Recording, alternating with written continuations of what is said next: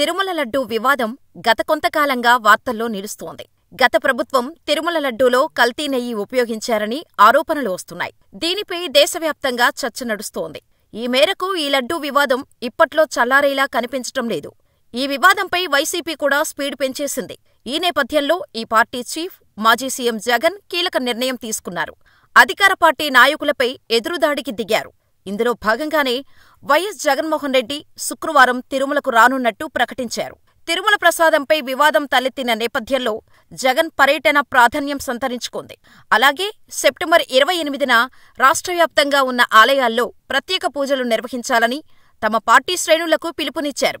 అయితే శుక్రవారం రాత్రి వరకు జగన్ తిరుమలకు చేరుకోనున్నారు. తిరుమల పర్యటనలో భాగంగా సాయంత్రం 4 గంటలకు గన్నవరం ఎయిర్పోర్టు నుంచి బయలుదేరనున్న జగన్ రేణిగుంట చేరుకుంటారు. అనంతరం రాత్రి 7 గంటల వరకు తిరుమలకు చేరుకుంటారు.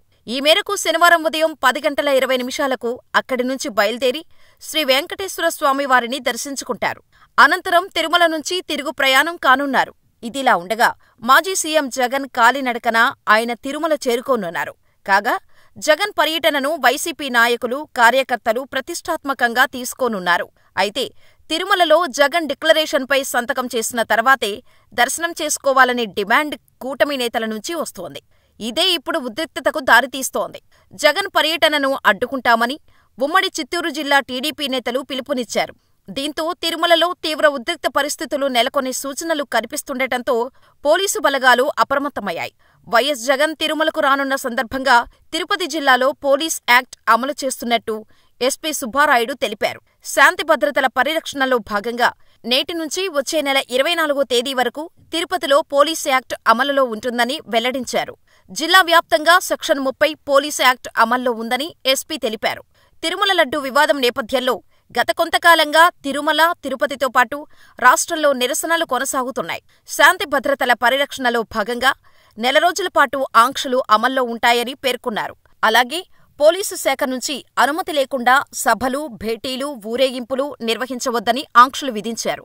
నిబంధనలు ఉల్లంఘిస్తే కఠిన చర్యలు తప్పవని ఎస్పీ సుబ్బారాయుడు హెచ్చరించారు. ఇకపోతే తిరుమల లడ్డూ వివాదంపై రంగంలోకి దిగేసింది SIT team.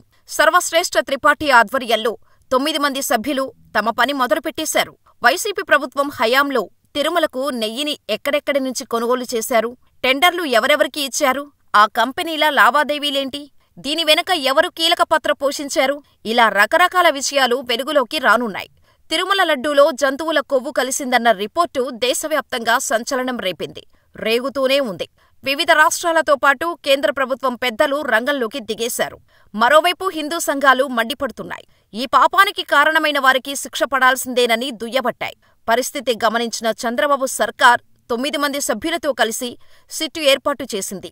Guntur range IG Sarvashreshtha Tripathi SIT చీఫ్గా వ్యవహరించనున్నారు. సభ్యులుగా Visakhapatnam range DIG Gopinath Jetti, Kadapa SP Harshavardhan Raju, Tirupati అదనపు ఎస్పీ వెంకట్రావు, డీఎస్పీలు సీతారామారావు, శివనారాయణ స్వామి, అన్నమయ్య జిల్లా inspector Satyanarayana, NTR police commissionerate inspector Umamaheswari, Chittoor జిల్లా సీఐ సూర్యనారాయణ ఇందులో సభ్యులు. గురువారం డీసీపీ కార్యాలయంలో సిట్ టీంతో డీఐజీ ద్వారకా తిరుమలరావు సమావేశమయ్యారు. వారికి పలు సూచనలు చేశారు. తిరుమల లడ్డూకు ప్రపంచవ్యాప్తంగా ప్రజల్లో ఉత్కంఠ నెలకొనడంతో దర్యాప్తు క్షుణ్ణంగా చేయాల్సిన విషయాన్ని నొక్కి వక్కానిచ్చారు. దీనికి సంబంధించి కొంత డీటెయిల్స్ను సిట్కు అందజేసినట్టు సమాచారం. దీంతో శుక్రవారం నుంచి సిట్ టీం రంగంలోకి దిగేసింది.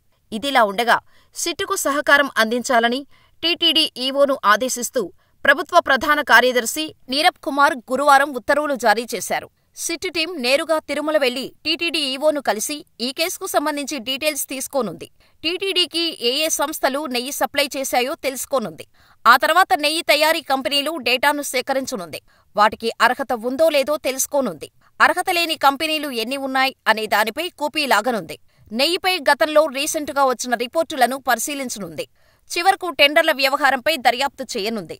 మాజీ ఈవో, మాజీ చైర్మన్లను సైతం విచారించే అవకాశమున్నట్టు ప్రభుత్వ వర్గాలు చెబుతున్నాయి.